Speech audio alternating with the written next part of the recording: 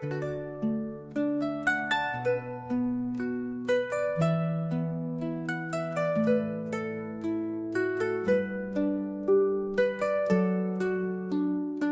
did Master Thanh Thien practice? Buddhists who study the Dharma should study it thoroughly, then explain it to readers. Explaining it incorrectly will unintentionally lead Buddhists further away from the Dharma and into evil Dharma without knowing it. First of all, Buddhists should clearly understand, who am I? What is the body of five aggregates? And what is the mind? How are I and the body of five aggregates related? Through an illness, if I have right views and right thoughts, I will clearly feel. If the body satisfies worldly desires, I will suffer. If the body of five aggregates suffers, and worldly desires are reduced, I will be happy. Regarding the above questions, Master Thanh Thien has many clear Dharma lectures posted online. Please take the time to read them to understand. Only with understanding can we create faith and practice diligently to attain the truth. Buddha taught the monks that mind is the flying bullet that saves us from the sea of suffering. Because we are drowning in the sea of suffering, that means we are being swept away by the flood of greed. The only way is to hold on to the mind tightly so that we have a chance of not drowning in greed. Once we hold on to the flying bullet of the mind, we must train the mind to leave greed, so that, thanks to that, we can be carried by the mind to escape the flood of greed. Thanks to the mind, we can escape from the flood of greed, leave behind the body we borrowed, and we will no longer be reborn as a suffering person. Buddha taught, if we stand still, we sink. If we go forward, we drift. Only by overcoming, that means if we stand still, we sink in greed. If we go forward, we drift with the current of greed. Only by overcoming, that is, by diligently practicing, can we overcome the current of greed. Diligently practicing means that we train our mind to be free from the influence of greed. That is, to abandon greed, to abandon evil, to increase good, not to cause suffering to ourselves, not to cause suffering to others, not to cause suffering to living beings.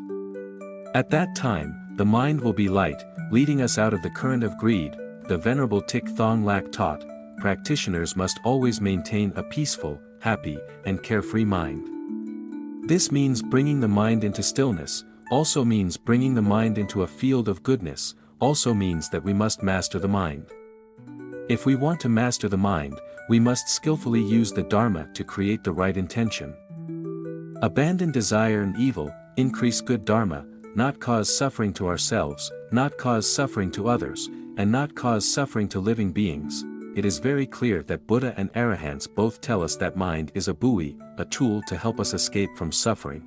If we want mind to be a tool to carry us, we must know how to set mind so that mind becomes a tool, and we can control mind so that mind can take us out of the sea of greed and suffering. In general, for monks, nuns, and Buddhists to understand, it is like scientists designing spaceships into tools that they can control, safely taking them out of the earth, into the world, to explore the vast universe, in the human body. There are five aggregates: form, feeling, perception, mental formation, and consciousness. Buddha said, we borrow the human body to use as a basis for practice in order to attain the truth. However, when borrowing a human body, everyone happily enjoys the pleasures of the body, called enjoying worldly pleasures, but forgets our duty, to borrow the human body to practice. To make it easier to understand, it is like some people who are lucky enough to come to a wealthy family. They happily enjoy the wealth. When they are old, exhausted, and bankrupt, they return to poverty and misery, lamenting their fate and blaming heaven and earth. Few people understand that, if they take advantage of the wealth, concentrate on studying, create a stable career, and develop long-lasting prosperity, they can change their fate. Borrowing a human body is the same. Few monks know how to take advantage of the human body. They diligently practice to master birth, aging, sickness, and death and escape the painful rebirth as a human. As Buddha taught, having a human body is precious. When borrowing a human body to use as a basis for practice, we must clearly know what that human body is like so that we can use it properly for the purposes necessary for our practice. For example, if we have a car, we must know how the car operates so that we can control the car according to our needs, right? The human body is composed of 5 aggregates: form, includes consciousness and loyalty, perception, the organ that generates sensation, thought, the agency that satisfies the physical desires, action, the agency that executes all work, consciousness, the organ that helps us return our body to the world and controls our mind to help us escape the sea of suffering, on the human body. There is also the mind. The mind is the tool that helps us escape from the painful rebirth as a human being. Buddha and Arahant said that the mind is a life buoy. We must know how to hold on tightly so as not to sink in the painful greed. But it is not that we just hold on to the life buoy and wait. We must know how to set up the mind, create the mind life buoy to become a tool for us to control the mind, in order to help us escape the sea of suffering. The mind is a very important organ in the body because the mind is the organ that affects all of the human nervous system. The mind reacts according to its nourished habits. That means the mind is accustomed to evil. When evil attacks, the mind happily accepts it. Thanks to that, the mind does not oppose or resist, so the body is at peace and happily enjoys evil. For example, we are used to eating animal flesh.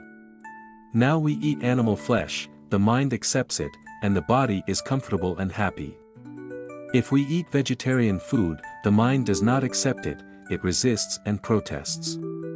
At that time, the sensory nervous system makes the body feel uneasy and restless, making the body unhappy. Now, to escape suffering, we must use rational thinking, train our mind to gradually get used to giving up evil and accepting good. It means using the Dharma to act rationally, to abandon desires and evil dharmas, to gradually increase good dharmas so that the mind becomes familiar with them, not causing suffering to oneself, not causing suffering to others, and not causing suffering to living beings. Practicing is to pull the mind out of evil and familiarize the mind with good. At the same time, the mind is a buoy.